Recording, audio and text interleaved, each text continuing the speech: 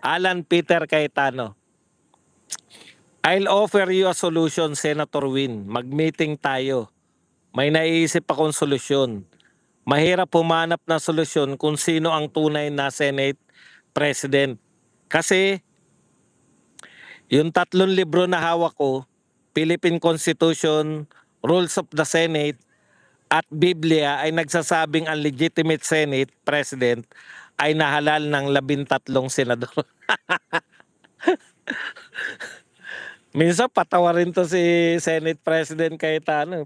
Talaga sinabi na ng Biblia na ikaw ikaw ang legitimate. Okay. Alam mo nyo, eto yung kampo ng kabila, yung majority nila ay 12. Wala pong compromise. Illegal po na yung panunungkulan nila. Ito po, yung Senate President na hinalal ng 13, siya pa po yung nag-o-offer sa'yo. Sana, Senator Win Gatchalian, huwag kang nakikinig sa mga payo.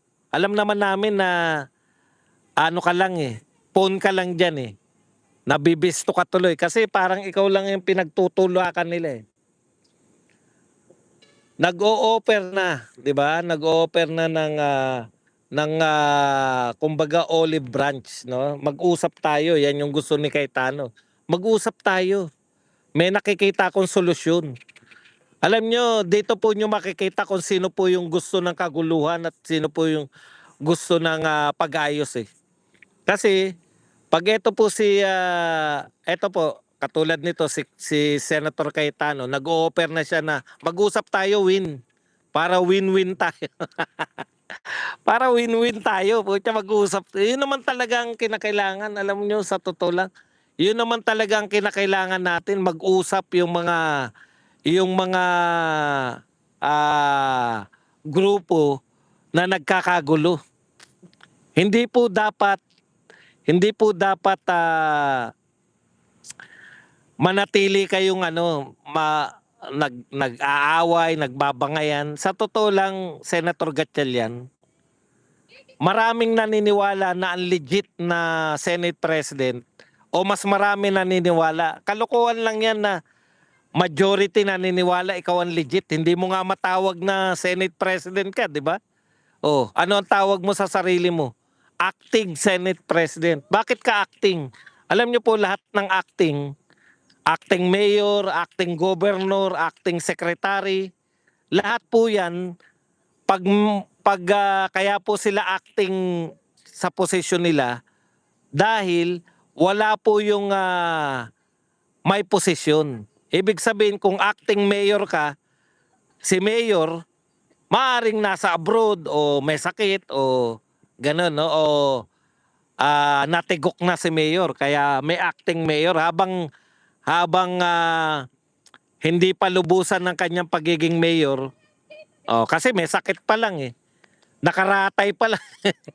May acting mayor na. Eto po, si Win Gatchalian,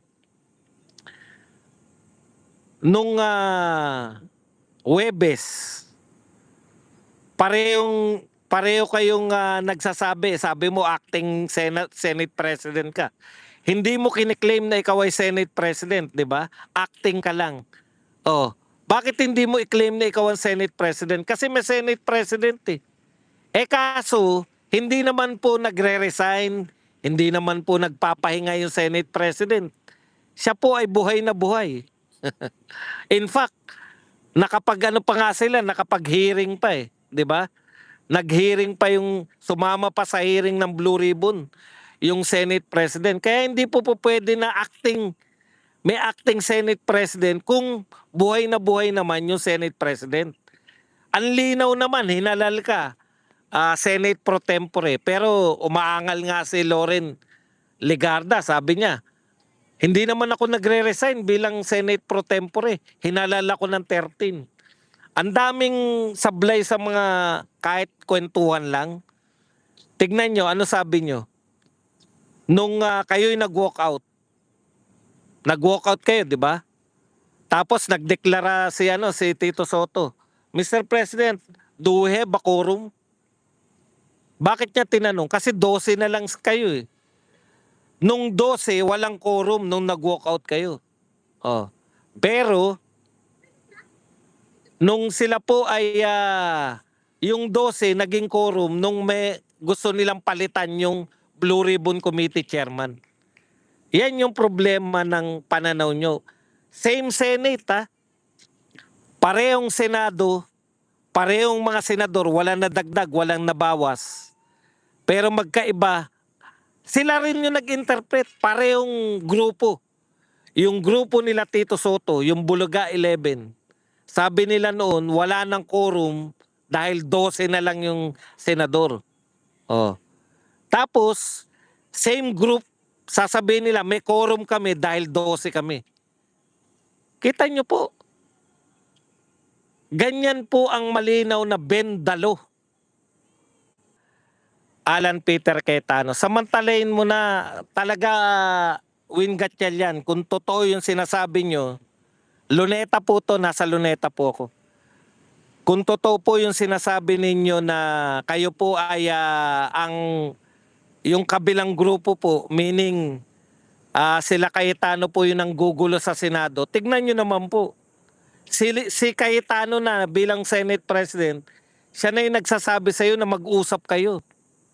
Ang pag-o-offer ng mag-usap sila ni Cayetano. Kasi isang Senado lang kayo eh. Alam mo, Win Gatchalian, talong-talo ka dyan. Kasi ito mga magagaling na abogado tong kalaban mo eh. Si Cayetano, si Cayetano, si Marcoleta, si Pia Cayetano. Magagaling pong abogado yan. Tapos yung pinakikinggan mo lang sila Tito Soto tsaka sila Ping Lacson. Hindi naman po, no? Matatanda na po silang senador pero hindi po sila abogado. Kaya balibalik ta rin nyo man, matutulad lang yan kay Erwin na bendalo. Okay.